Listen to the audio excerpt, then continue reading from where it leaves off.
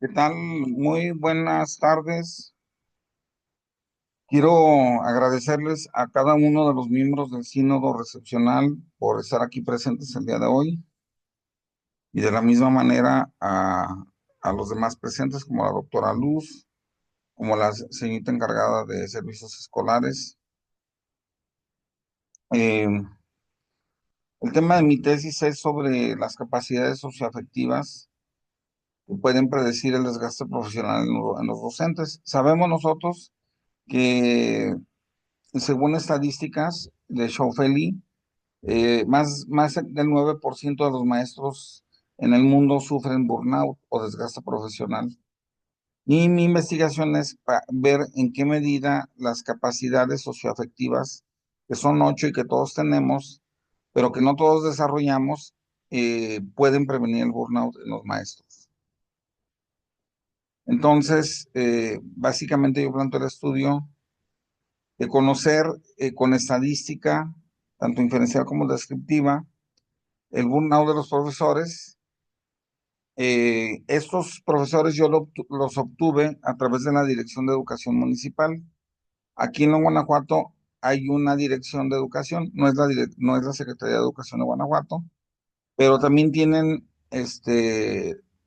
un concentrado de datos de los maestros de todas las escuelas que hay en León y también tienen un concentrado de datos por edades, por género, por nivel escolar del maestro y nivel escolar en donde están.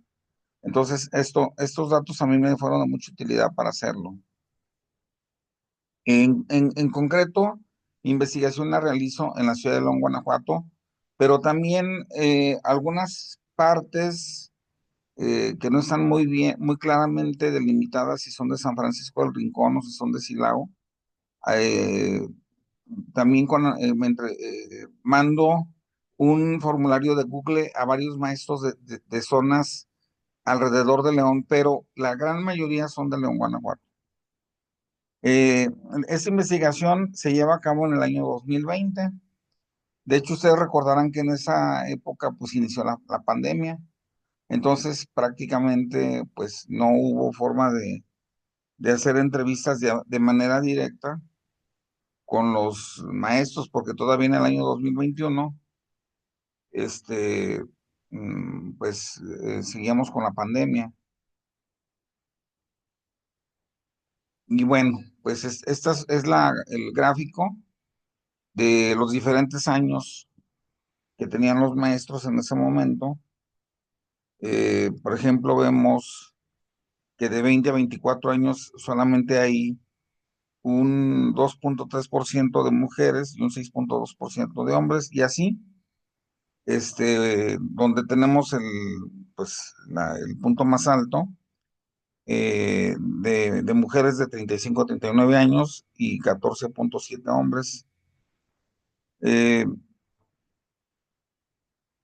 Son diferentes niveles educativos, pero también son profesores de diferentes años, porque las capacidades socioemocionales, que son las que estoy midiendo, se vinculan y se relacionan directamente también con la edad.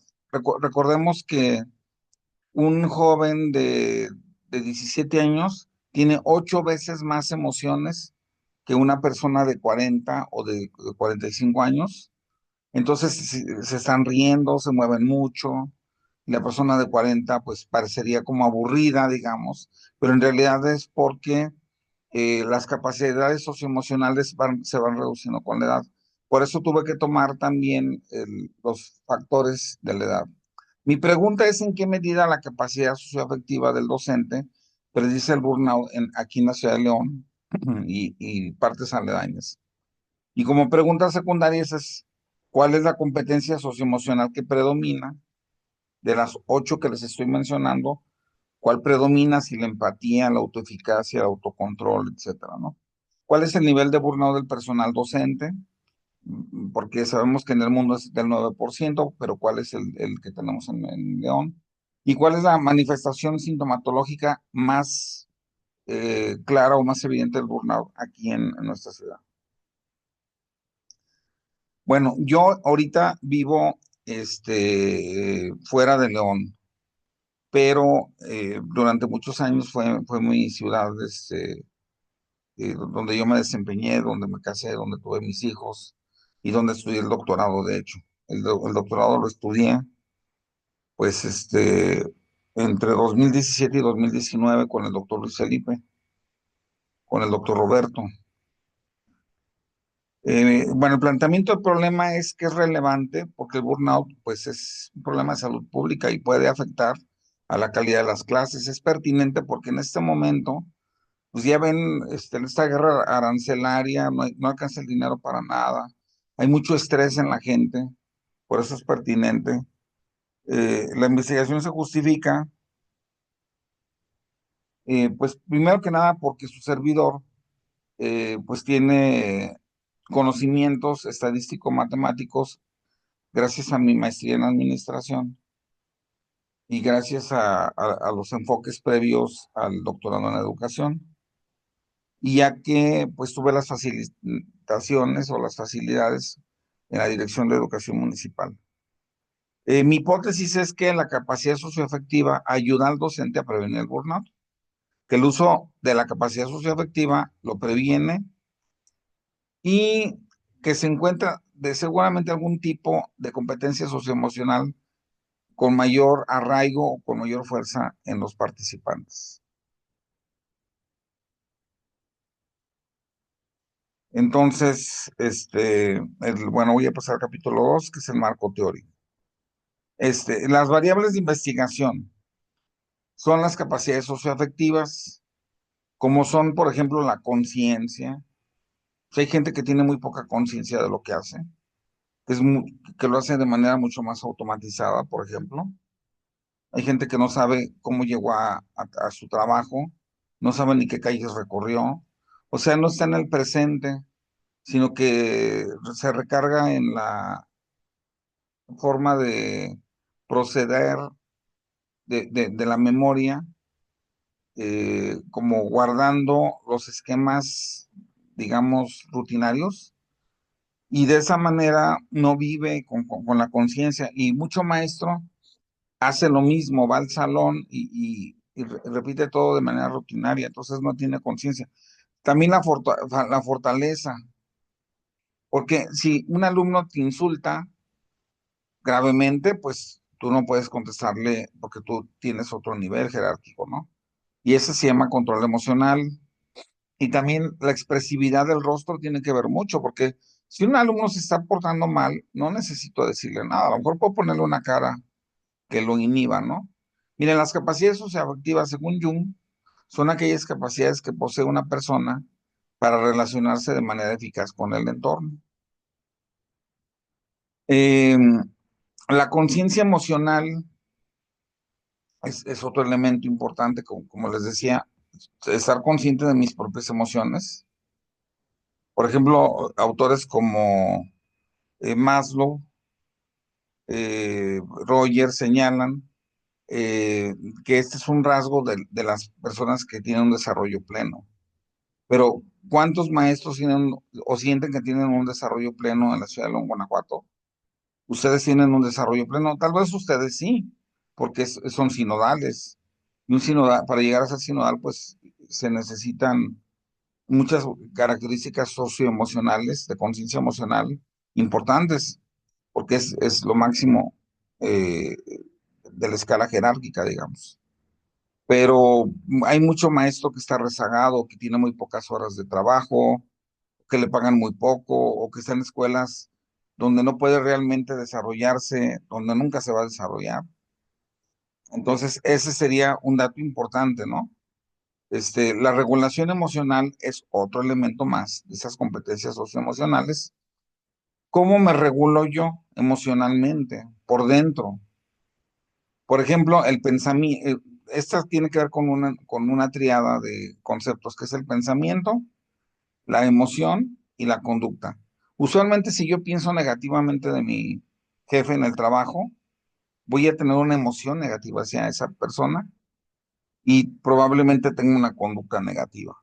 Le entregue las cosas a destiempo, etcétera. Entonces, pensamiento, emociones y conducta van vinculados. A esto se le llama regulación emocional. También la empatía, pues es una fortaleza del maestro, porque una persona que es empática, se puede desenvolver mucho más adaptablemente con los alumnos que una persona que no lo es. De hecho, la empatía, pues se ha definido como ponerse en los zapatos de los demás. Y en efecto, eso es ponerse en los zapatos de los demás. Pero un maestro realmente comprende a los alumnos o los comprende desde su punto de vista de cuando él fue alumno, o comprende que estamos en una nueva generación que se le llama generación de cristal, de que muy fácilmente se rompe el cristal. Esa es la diferencia porque la gente que se formó en los viejos valores de esfuerzo, de esmero, de quemarse las pestañas, de desvelarse, era la generación de metal, y el metal pues no se rompe, el metal lo golpeas y se vuelve más resistente, ¿no? En cambio, el cristal muy fácilmente se rompe, muy fácilmente te corta, te hiere, ¿no? Entonces, esta es la generación en la que estamos ahora. Em, También hay lo que se le llaman las características socioafectivas de segundo tipo. Por ejemplo, conocer o llegar a la comprensión de las propias emociones del propio maestro y de los demás. También esto es importante, el optimismo también es otra capacidad socioemocional importante, porque de hecho, pues un autor llamado Martin Seligman habla del optimismo inteligente o de la inteligencia derivada del optimismo. Eh, la capacidad de manejar las emociones de forma autónoma, porque hay gente que es muy dependiente, va y le pregunta a alguien, oye, fíjate que este alumno me hizo esto y esto y aquello. Hay gente más independiente que es más segura de sí misma y que dice, no, pues yo voy a manejarlo y lo voy a manejar de una mejor manera. No necesito que me aconsejen, entiendo lo que está ocurriendo. Pero la gente que tiene esta característica tiende a tener mejores capacidades, puesto que él va aprendiendo a través de ensayos y errores con la experiencia. Que la gente que es dependiente, pues no aprende de los errores, puesto que más bien está tratando de aprender de experiencia ajena, y no siempre la experiencia ajena es equivalente a la que nosotros estamos viviendo, y eso puede producir errores también, ¿no? Eh, las habilidades socioemocionales en el aula de clases son de vital importancia. Por ejemplo, que el estudiante decida trabajar en equipo o trabaje solo, que te haga caso, eh, eh, que tú te lleves bien con ellos, o que promuevas un ambiente para que entre ellos se lleven bien, ¿no? Pues todo esto es parte de lo que yo investigué, eh, que es estas características socioemocionales. Y bueno, el contexto es, como les decía yo, la ciudad de León, eh, que no estamos tan mal como, digamos, Haití o tal vez otros países del África subsahariana, de la parte del norte de Asia, que están muy mal, que es Mongolia por allá, pero no estamos también como en Europa, por ejemplo, Finlandia, que tiene el mejor índice de maestros sin burnout, maestros que sí enseñan, que tienen una gran capacidad para la enseñanza. Eh, Algunos factores organizacionales de las habilidades sociales, por ejemplo, a veces la propia escuela fomenta mediación de conflictos, evitar dificultades interpersonales, promover la cooperación entre profesores, el, el que haya asambleas donde los profesores compartan sus puntos de vista, la motivación al personal, por ejemplo, al que se saque mejor evaluación, pues darle un premio. Esto ocurre mucho en universidades grandes como la Salle, Tec de Monterrey, en la Ibero. No sé si aquí ocurra, pero no es mala idea. Promover la tolerancia a la frustración, que por ejemplo, pues no estaría nada mal ensayar qué pasaría si un alumno te falta el respeto, ¿no? ¿Qué tanta o si tú llegas con tu clase muy bien preparada, pero nadie te hace caso, ¿no? Tienes que estar preparado para ser tolerante a la frustración.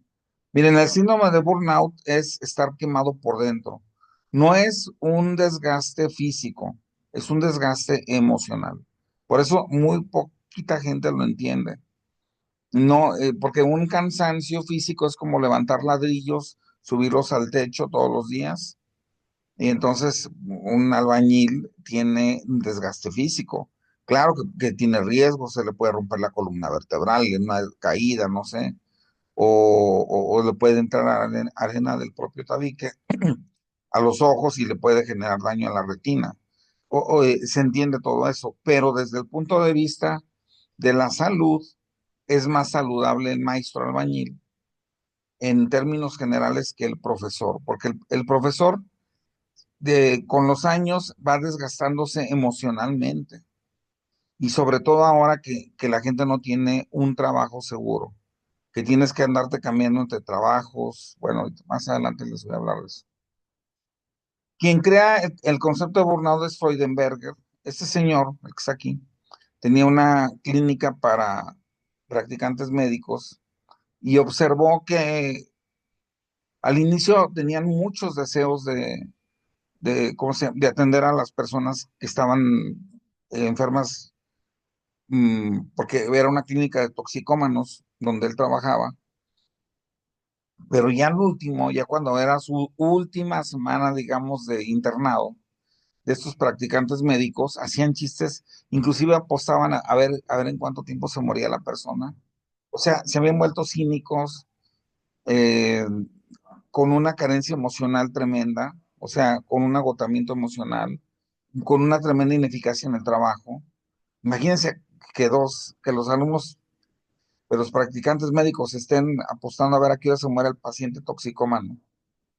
Eh, Total cinismo, ¿no? Entonces el burnout tiene tres dimensiones, que es el cinismo, el agotamiento emocional, ya no tienes emociones, y la carencia de efectividad en el trabajo. Esto también ocurre con el maestro. Entonces el maestro va, dizque a dar clases y pone dinámicas, no le interesa si aprenden los alumnos, etcétera, ¿no? Miren, Díaz, López y Varela indican que el desgaste profesional docente ocurre con más propensión si se producen problemas en el ámbito educativo. En este caso, cuando un maestro no puede controlar un grupo, tiende a llevárselo. Pero en el caso del maestro, un maestro albañil, por ejemplo, si se machuca con un tabique, él mismo va a ver su recuperación del dedo. Se machucó con el tabique, ¿no? Pero en el caso del maestro es una herida que no ve, que no sabe que tiene inclusive. Entonces, por eso es tan malo el burnout. Sí, bueno, hay gente que dice que se tiene que ver con la persona, pero hay otros que dicen que tiene que ver más el trabajo. O sea, ¿qué tipo de trabajo tienes? Si estás en secundaria, si la secundaria es a lo mejor privada, pues es tremendamente estresante, porque los alumnos de secundaria no se controlan, son bastante descorteses con los maestros en general, impulsivos, las hormonas no se diga, ¿verdad? Pero lo que sí se sabe es que estamos ahorita en un trabajo tremendamente más agotante. La generación que acaba de pasar, hace dos generaciones más bien dicho, eh, tuvo un solo trabajo toda su vida. Mi abuelo, por ejemplo, trabajó en Pemex 30 años, se jubiló a los 56, o sea, desde que inició en Pemex hasta que se jubiló. Fue su único trabajo, se jubiló muy bien, le pagan muy bien, pero la gente en la actualidad tiene que pagar su propia Afore. Sí, por ejemplo, Richard Sennett habla de que hay personas que han cambiado hasta 11 veces de trabajo a lo largo de su vida. Y nosotros no podemos saberlo. Yo les preguntaría a ustedes cuántos trabajos tienen, ¿sí? Probablemente tengan dos, tres trabajos. Y a lo mejor han cambiado de varios trabajos, ¿no? Pero esto es porque estamos en una época donde el empleado se le exige mucho más. Se ha hablado de que la persona que tiene vocación docente tiene una protección para el burnout, pero también hay mucha gente que lo pone en tela de duda este asunto de si realmente es una vocación o un apostolado la docencia, que lo hagas porque te gusta realmente, o si lo haces por el dinero. Y muy probablemente sea porque te pagan, no porque te guste, pues. Porque el alumno ahorita está tremendamente difícil de trabajar con él. Es mucho más conflictivo el alumno, porque es la generación de cristal, ¿no?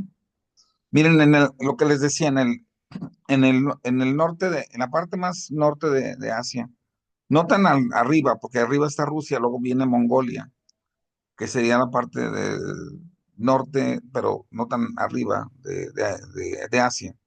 O en el sur de Asia, por ejemplo, en Filipinas.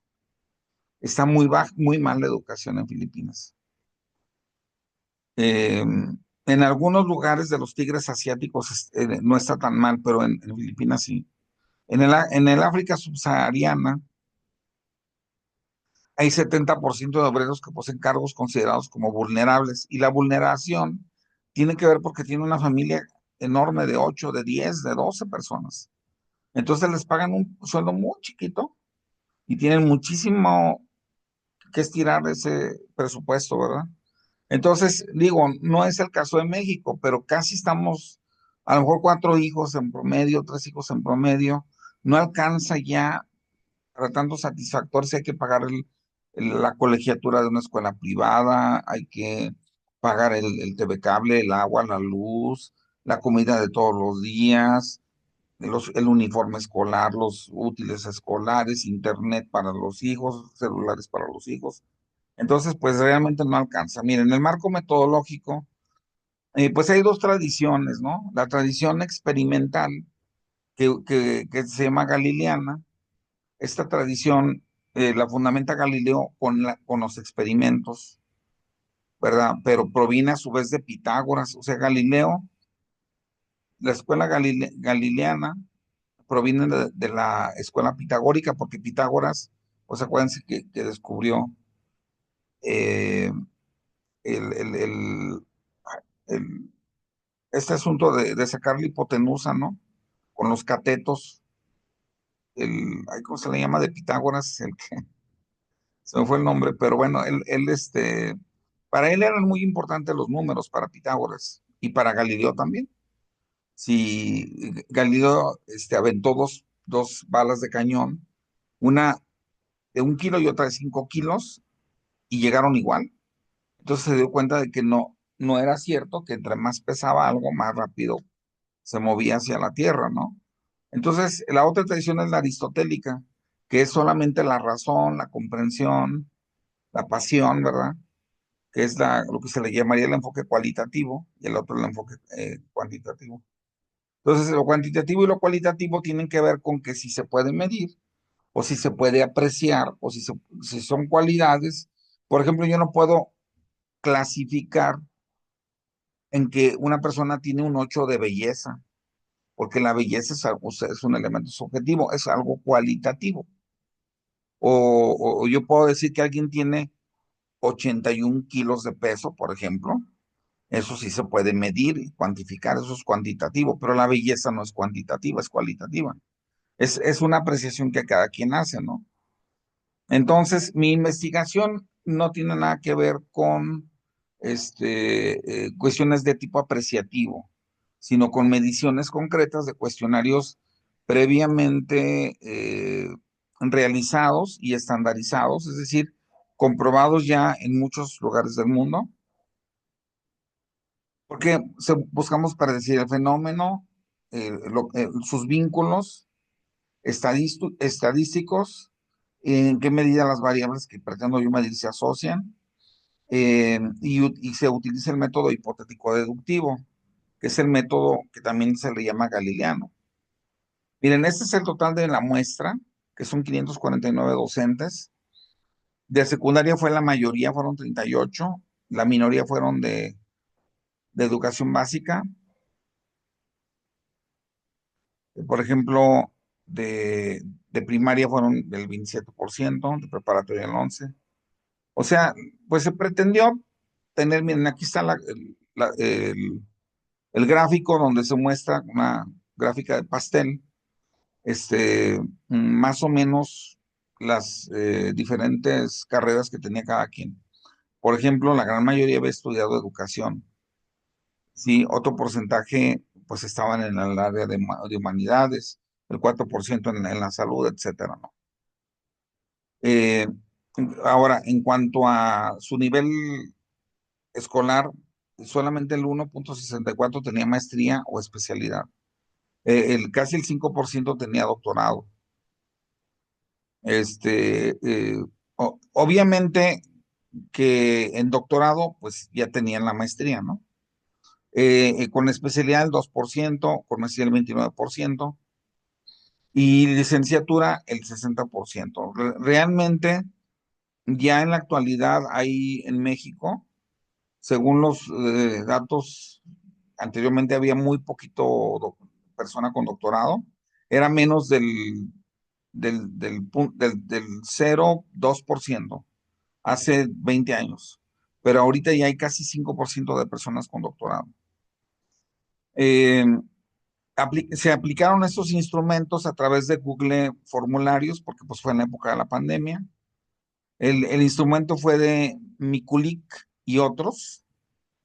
Mikulik es uno de los que desarrolló el instrumento que se llama ICSE en el año de 2019,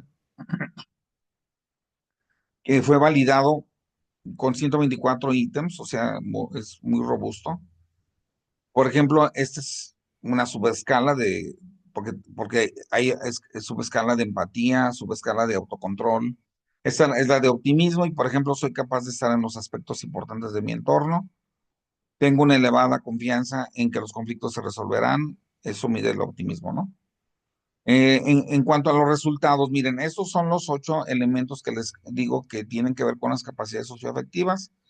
De los 549 elementos que se midieron, eh, aquí se ve la media aritmética, se ve la desviación típica, el coeficiente de asimetría y la kurtosis. ¿Sí? Ahora, ¿cómo se interpretan estos resultados? De manera evidente, los maestros que no desarrollan una elevada presencia empática van a estar menos propensos para lograr vínculos profundos y de esa manera están muy cerca de llegar al burnout. Eh, por ejemplo, la pobre autonomía lleva a tener malas relaciones, porque si tú vas y le consultas a alguien cómo debo de tratar a mi grupo, no estás aprendiendo de tu propia experiencia, ni estás utilizando tu propio cerebro, sino que estás copiando modelos que no precisamente se pueden aplicar a tu caso. Eh, por ejemplo, en esta escala, pues vimos el más bajo de todos, tenía una conciencia emocional de 3,46, o sea, bastante baja, y el más alto la tenía de 15,85. Pero, por ejemplo, el más bajo en autonomía emocional estaba en 15,85 y el más alto en 1,46. Estos datos parecerían contradictorios, pero es que las escalas no funcionan de manera de que todo es, eh, que entre más tengas, has desarrollado mejor eso, sino que entre más tienes, en algunos casos, es porque es negativo y entre más tienes, en otros casos es porque es positivo. Entonces se revuelven de tal manera de que no pueden ser predecibles por el que los está contestando, tienen que leerla y tienen que saber si va en un sentido negativo. Por ejemplo, 5 puntos puede ser 5 puntos negativos y uno nada más un punto negativo, o al revés puesto sería 5 puntos positivos, ¿no? Bueno, se nota que los docentes con nivel alto de conciencia emocional y optimismo se hallan con valores superiores al 10% del total y llama la atención que la empatía y la autonomía emocional observan similares índices del 15%. Entonces, la empatía y la autonomía emocional son factores muy propios de los maestros de aquí de la Ciudad de León. O sea, como que el leonés es muy empático y muy autónomo, a diferencia de otros maestros de otras áreas, ¿no? Una cosa es ser riguroso y otra cosa es ser rígido. Maestros a lo mejor de otras entidades de la República son mucho más rígidos. Pero ser riguroso es que lleves las cosas como deben de ir, que pases lista, que apliques exámenes rigurosamente en relación al programa. pero ser rígido es ser hasta hostil con los alumnos, ¿no? Y bueno, en las tres escalas del burnout se observó una media aritmética de 3,31 en cinismo o despersonalización, que es lo mismo, en agotamiento emocional un poquito menos de 2,74 y en insatisfacción del logro, o dicho de otra manera, en gente que no va a hacer el trabajo que debe de hacer, 1,87. Entonces tenemos el mayor problema del maestro en León, según la muestra que vimos que van desde primaria hasta educación superior, es que tiende a ser cínico. Y con eso me refiero a que tiende el maestro eh, a no preocuparse porque el alumno aprenda realmente. Probablemente esto tenga que ver con que lo que más le preocupa al maestro es divertir al grupo, de entretener al grupo, hacer que el grupo esté tranquilo, que esté bien, y es lo único que le está generando, pues, más que nada preocupación, ¿no? La despersonalización ocupa el lugar más alto, por ello es en donde existe más daño en el desgaste profesional. Entonces, mucho cuidado porque yo creo que no sería mala idea que aquí en esta escuela, este, se advirtiera a los maestros que es importante que el alumno aprenda lo que se supone que debe de aprender, ¿no? Y que no se les deben de sustituir los aprendizajes por cuestiones de tipo de relleno, ¿no? Que las materias ninguna es de relleno, tiene su importancia y que por lo tanto necesitan, obviamente, pues, pues hacer bien las cosas, o sea, eh, planear bien las clases para que aprendan los alumnos. Conclusiones. Primera conclusión. Este, las capacidades socioafectivas más altas son las de la autoeficacia, que se asocian de forma positiva entre sí y de manera indirecta con el burnout. ¿Sí? La segunda, el optimismo es la competencia socioemocional con mayor preponderancia en la población estudiada, en tanto que la autonomía emocional reporta el valor más bajo. Como se acuerdan, les dije, puede ser que aparezca el más alto, pero es el más alto en negativo, ¿no? Y el primero es el más alto en positivo. Entonces, el maestro, los maestros de León, el más alto, pues son optimistas, probablemente por el carácter propio del mexicano o de esta zona, pero el valor más bajo es el de la autonomía. No tienden más bien les gusta mucho recibir instrucciones o recibir consejos y eso pues no es muy bueno porque no aprenden de la experiencia. A nivel género, las mujeres pues tienden a desarrollar mayor conciencia de sus emociones, lo cual es muy obvio. La mujer tiene un cerebro completo muy amplio que percibe muy fácilmente las emociones de los demás y el hombre pues no tanto, ¿no? En cuanto a la edad, en la medida en que el maestro tenía más años, era más maduro y tendía a incrementar sus habilidades socioemocionales. En cuanto al nivel educativo, no hubo ninguna diferencia significativa. Había personas con licenciatura excelentemente bien adaptados o con doctorado también muy bien adaptados y también al revés, o sea, con licenciatura puede haber gente con muy poca adaptabilidad emocional y también con doctorado. O sea, no hay relación entre el grado de estudios. En referencia al nivel educativo donde se ejerce la docencia, tampoco no hubo diferencias significativas. La empatía es una cualidad que al pasar de los años en la labor docente, el maestro tiende a disminuir. Como les decía, esto es un estudio que ya se ha realizado durante muchísimo tiempo, de cómo hay mucha química emocional, no se diga en el adolescente, pero en el joven. Los maestros jóvenes tienden a ser mucho más empáticos que los maestros de 60, de 50 años, que también, por otro lado, pudiera ser la explicación no tanto por la cuestión de los transmisores químicos del cerebro, sino porque pertenecen a una generación mucho más seria, donde se tomaba con muchísima seriedad el aprendizaje. La capacidad asertiva es superior en docentes que atienden a un mayor número de estudiantes. Ese es un dato que me llamó a mí mucho la atención. En la medida en que tú atiendes a muchísimas personas, tiendes a desarrollar mejores capacidades socioemocionales.